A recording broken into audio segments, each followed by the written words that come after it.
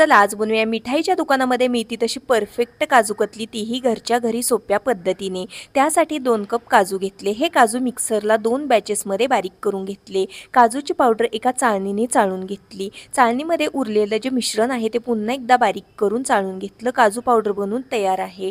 पाक बनवण्यासाठी एका कढईमध्ये 2 कप काजूसाठी 1 कप साखर घातली। अर्धा कप पाणी घालून एकतारी येईपर्यंत हा पाक शिजवून घेतला। पाक शिजला की लगेचच यामध्ये काजूची पावडर घातली, व्यवस्थित मिक्स केलं। 1 चमचा साजूक तूप घालून हे मिश्रण सतत ढवळत 5 ते 6 मिनिटांसाठी मीडियम हीटवरती शिजवून घेतलं। शिजल्यानंतर हे घट्टसर होतं, कढईपासून वेगळं होतं। शिजलं आहे की नाही हे चेक करण्यासाठी एका प्लेटमध्ये थोडंसं मिश्रण घेऊन थंड करून याचा हातावरती गोळा केला। हाताला अजिबात चिकटत नाही, म्हणजेच काजू कतलीचं मिश्रण परफेक्ट असं शिजलेलं आहे।